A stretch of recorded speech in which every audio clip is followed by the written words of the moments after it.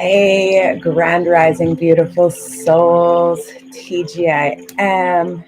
Thank God it's Monday. Welcome back for another episode on the Journey to Inner Self series.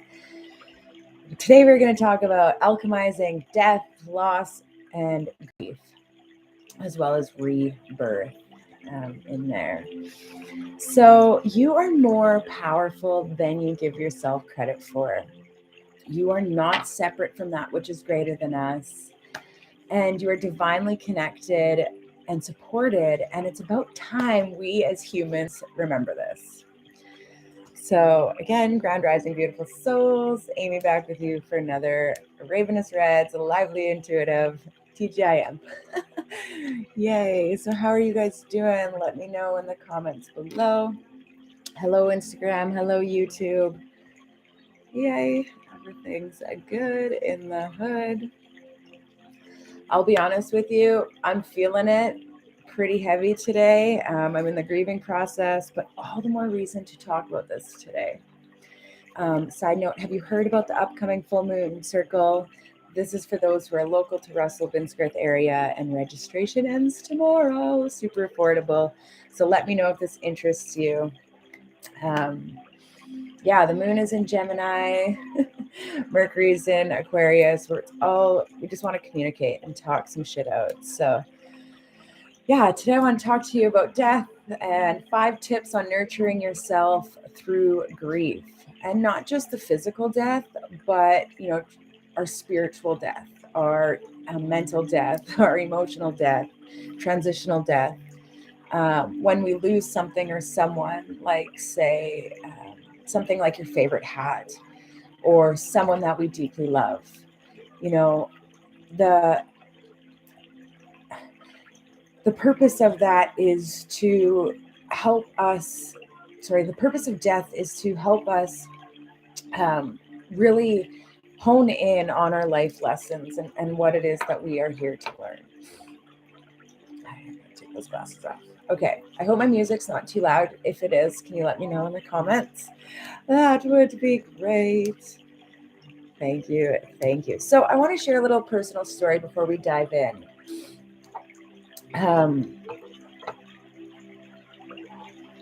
So was it Friday?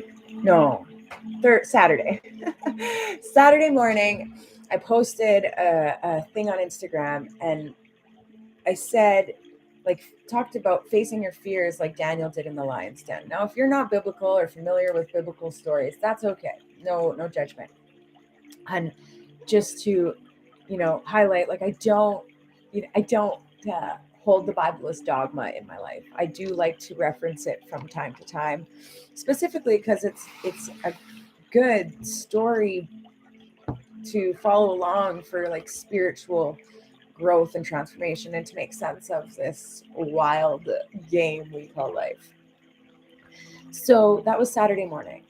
Saturday morning, I woke up from a really intense dream. Pisces season. Dreams. So if you've been having very vivid dreams, yes, Pisces season, bringing that energy in. So anywho, breaking it down, I had a dream. I wasn't alone. I'm not going to go into much of those details, but I was out having a good time, and then I was thrown into an incinerator where it was just like rust and iron and fire and heat, and having to battle what was to me demonic entity. And so here I am in this incinerator room again. I'm not alone. We're fighting, yada, yada, yada. And all of a sudden this door opens up. Me and said person and angel come out of there, and we're back into this green meadow, and life is okay. But it was just so wild. I had this intense feeling, pain. Was it pain? Sadness in my chest after. So anyways, I kind of reveled in it. I didn't revel in it. I reflected in it and tried not to revel in it, and went on with my day. Okay. Fast forward, I talked to my grandma, shared the story with her. She shared her dream with me. Fast forward even more, I'm talking to my mom about something completely, totally different. But it was like, I don't know, an experience in life. And she's looked at me and she's like, oh, so kind of like Daniel. And my jaw dropped. And I was like, are you fucking kidding me, Mom? I was like, I posted this morning about facing your fears like Daniel did in the lion's den. And then I was like, oh, this reminds me, I have to share you my dream. So I shared her my dream. And she just goes like this. And I was like, what? And she's like, have you heard of the 3 men thrown into the fiery pits? And I was like, no. And she's like, Amy, it's from the book of Daniel. And I was like, oh my God. Okay. So I went home, pulled out my Bible, Miigwech, Grandma Flora, for giving it to me before you passed. Anywho, I went to Daniel, the book of Daniel, and Daniel was a prophet that this king called in. He searched through all the advisors in Babylon and couldn't find somebody to make sense of his dream. This king had a dream and he was looking for somebody to make sense of it. And so, anywho, this Daniel, the same night the king was looking for his mystery dream to be solved, Daniel received a vision of this dream, and the mystery was revealed in this vision Daniel received. And so it says, God is wise and powerful, praise him forever and ever. He controls the times and the seasons, and he makes and unmakes kings, and he who gives wisdom and understand, and it is he who gives wisdom and understanding. He reveals things that are deep and secret. He knows what is hidden in darkness, and he himself is surrounded by light. Daniel says, I praise you and honor you, God of my ancestors. You give me wisdom and strength. You have answered my prayers and shown us what to tell the king. And so he goes forward, and Daniel tells the king and explains him the dream. And Daniel replies, Your Majesty, there's no wizard, magician, fortune teller, or astrologer that can tell you that. Now I feel like man throws that in because they don't want people with these skills and abilities to channel the messages from the divine, but let's overlook that. When I say they, I meant the people who made the Bible. And so, anyways, fast forwarding, Daniel shares it with him. So the king rewards Daniel for sharing the vision, the truth. And so then Daniel asks, says, your God is the greatest of all gods. I want a gift to you. So Daniel then sends out 3 of his friends out in to help care for Babylon, which in Babylon is being ruled by this king who thinks very, very highly of himself, is not humble, wants all the praise and allocate for himself, this king. And Daniel was kind of warning this king about that. Like, if you don't seek humbleness, if you don't seek, virtue, then your empire will be in ruins. So anywho, fast forward, somebody out in Babylon says to these 3, or finds out these, I jumped a step. Yeah, so this king wants to be worshipped and stuff. And so the king says, if you don't worship me, says his servants of Babylon, if you don't worship me, then into the fiery pits you will be thrown. So then some Babylonians took the opportunity to denounce Daniel's 3 friends. Your Majesty has issued an order that as soon as the music starts, everyone is to bow down and worship the gold statue of the king, and anybody who does not bow down and worship it will be thrown into a blazing furnace. So the 3, of course, do not bow down because the 3 worship that which is greater than us. Sorry, I'm trying to get through this, but here it is they don't bow down. And so then the king is thrown into a rage, right? He's mad. And so, do you think that there's any God who can save you? They say. And so the king gathers up all his like strongest men and ties up these three. And the king is so mad, he tells his militia that to turn the incinerator up 7 times hotter than normal, so that when these militia go throwing the men into the fiery pits, they themselves are burnt up and destroyed because the fire is so hot. And these 3 men are thrown into the heart of the fire.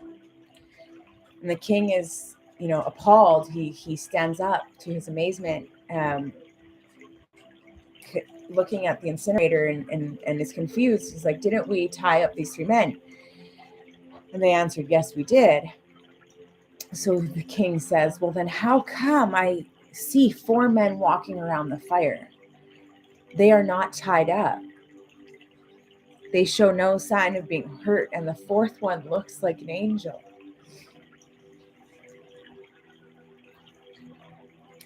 So the king goes and opens up the door to the incinerator of the blazing furnace and calls out these 3 men, servants of the supreme God, come out. And they come out unscathed, not smelling like smoke. And so the king is like, states, I now command that if anyone of any nation, race, or language speaks disrespectfully of their God, then they will be torn limb for limb. Basically, their fruit will rot, or rotten fruit falls from the tree. So, how powerful that this dream came to me and how the events transpired. It was straight up biblical. And like I said, I don't use this thing as dogma. I literally only seek it for reference when this type of shit, when these messages and stuff comes in. So to me, that really speaks in, I'm different, right? I'm unique, unconventional, how we do things here at Lively Intuitive Transformations. But that does not mean that what we do, or that what we're doing here is workings of fear, darkness, or evil. And so that I really call on those people, the work that I do really calls upon those people that have like you, who are going through feelings of shame, guilt, fear, anger, resentment, and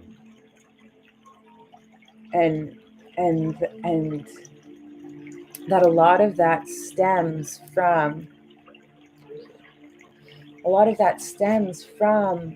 the years and years and years, like generations of religious shame that's been passed down to us. And I was reminded on Saturday that it was not God or Great Spirit that did these horrific things to people. It may have been the church, but it was not God. It was men that used and manipulated the highest vibrational point of love and the truth of that for their own egoic agendas. And right now, there's so many going through a dark night of the soul and feeling so alone, so isolated and lost and uncertain, and they don't know which way to turn. And so on Saturday, when I mentioned about facing the fears like Daniel did in the lion's den, it was really about feeling this fear of being in the dark night of the soul, the spiritual death, transformation, transitional phase, and to not fear it, to know that while you are feeling alone, you are being held. You see, a lot of a big root of our suffering and pain and struggles happen when we hold on to things that are no longer serving us. who Aquarius wants to remind me that Babylon is falling right now. And if you look or read into what Daniel, is said or the story of Daniel in the book Daniel, like Babylon is falling, it's collapsing. And people are struggling because for so long they've been told and programmed and taught to worship a false god, but not God in itself, in the government. We have been programmed and conditioned to blindly trust and put all our faith into this system, this government system that has a godlike mentality. And the true one, that which is greater than us, the one of the highest vibrational point of love, is breaking down, is collapsing Babylon in the essence that we can remember that truth. And so many are holding on to old ways of being and wanting to, maintain how we used to do life. But how we used to do life prior to 2020 and everything that's happened over the last 3 years was not serving us, was not serving humanity. And so right now, the root of our struggling and suffering is holding on to those old paradigms and those old systems. And so death and grieving go hand in hand. We have been programmed and conditioned to fear death like nothing before, to fear what we don't know or don't understand. And when we don't believe in something greater than ourselves, in that high vibrational point of love, it can make believing in anything nearly impossible. And that includes believing in yourself. So it's why I hold the belief of death and rebirth, because we die many times throughout our time here in the physical. Parts of ourselves die, things change. We're not, we don't stay that 8-year-old kid anymore. We don't stay that 14-year-old young lady anymore. We don't stay youth and for long. But that's a whole other thing for a whole other time. So when we suffer, it's when our minds are struggling to accept what is. And this is when we're experiencing an internal death. So we must learn to accept that death is a part of life and not to fear it, to radically accept it wholeheartedly, so that when we experience death, we can go through that grieving process. We can also experience our internal death and allow our mind to accept what is. Radical acceptance of what is. This is the death of the egoic mind, okay? No matter how much our inner mind and our hearts, we don't want something to happen. It's that acceptance of it is happening. And accepting that isness, despite what that very persuasive voice in our head likes to try and convince us of. When we can begin to accept that death is a part of life, we can begin to live again. Without death, there would be no life. Now, I know everyone won't be eager to agree with me or to be eager to radically accept this.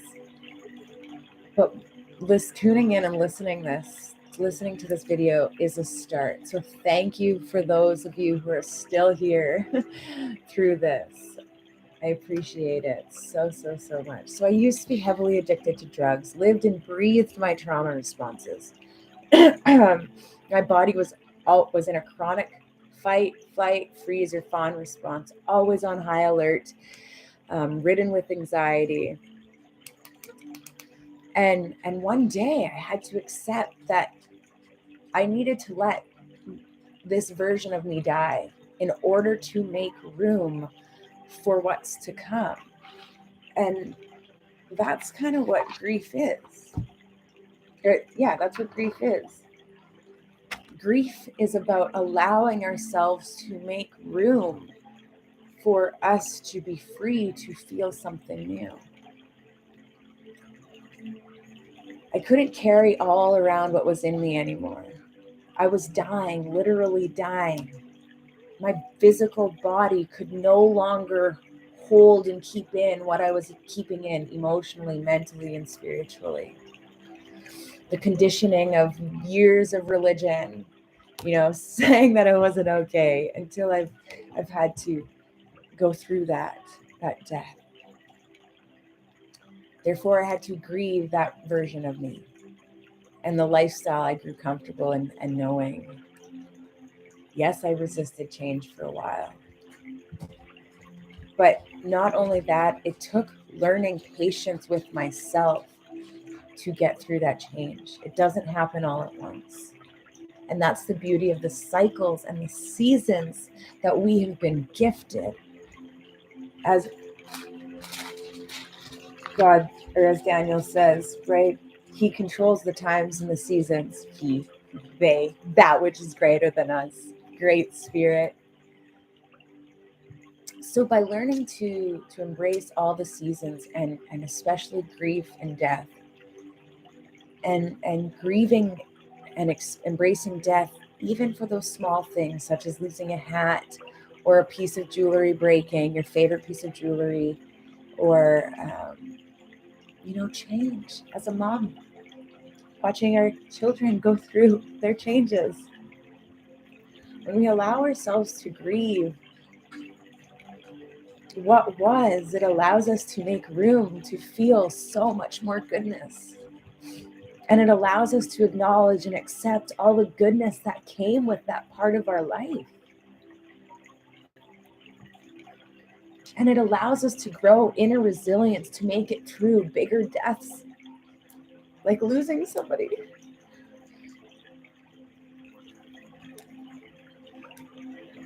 So we are often being presented with the opportunity to grieve every day, every week, every month, every season, every year. Letting go to make room for the things that are there for you. Letting go of past criticisms, past hurts, past pain, all of it. Letting, especially those criticisms, whether that's from people, parents, school systems, religions, etc., that made you believe that you aren't good enough or deserving or lovable. So that you can believe that you are good enough, worthy and deserving and so freaking lovable. So that when you are faced with hardships of life, you are able to get through it. Even when you are feeling uncertain of how that's going to look. Okay. Thank you again for listening. 5 tips of dealing with grief, no matter what it is. So number 1, when you are grieving, this part of you just wants to be seen and heard. Okay. So acknowledge that there's this part of you. Go for a walk, spend time in nature, hug a tree, walk barefoot. Yes, with snow on the ground. Meditate, pray, show gratitude, honor the life that has been lost. Or show gratitude for, that piece of jewelry that broke, whatever it may be. Listen with your heart, not your head. Our head will like to create stories and tell stories, but it's really about letting that focus drift into your heart center. And you can do this by literally placing your hands over your heart and breathing, or even doing some heart center massages. Massage, start here and work your way down. Accept that it doesn't have to feel, this is number 2, accept that it doesn't have to feel good. It doesn't have to feel easy, and it certainly doesn't have to have a time frame. Number 3, stay safe. So do it for yourself, do it for others if you need, but stay safe. Emmy's been an anchor more times than I can remember, especially through getting clean, getting sober. And, you know, having that anchor is important. Maybe it's a fur baby, whatever it may be. Stay safe. Such as if you're crying so hard and you're driving, please pull over. Or if you're tempted to go out drinking and partying, set boundaries with yourself, okay? Number 4, get back to the basics. Drink water, eat small, nourishing meals of whole, nutritious foods. Again, get outside, shower, bath, move your body. Get back to your basic things that help you feel good. Number 5, say no. Say yes. Say no to things that are draining you, and say yes to the things that soothe and nurture you. Say yes to having that sacred time to yourself, to connect, to look up at the sun, to look up at the sky, to look at nature, and to remember how wonderful life is. Maybe you have an overly supportive friend who wants to see you cheer up, and so they're always checking in and because they want to remind you of how strong you are. But right now you just really need to allow yourself to process those emotions and feelings without judgment or without another pair of eyes. So that's okay. Setting those boundaries just to be. Maybe it is having a friend over and you guys sit on the couch and watch a sad movie or a happy movie, whatever it may be. Today, Emmy and I are going to stay in our comfy clothes. As I like to say, our comfy clothes, our clothes that feel nurturing and good to us. And take school at our own pace and nourish our food. Nourish our bodies, minds, and spirits wholly as we make peace with death and we remember to live. And so also as we end one month and embrace a new one, I invite you to invite this in and make peace with death by reflecting on the month that's gone by. And ask yourself, what did you achieve that you are grateful for?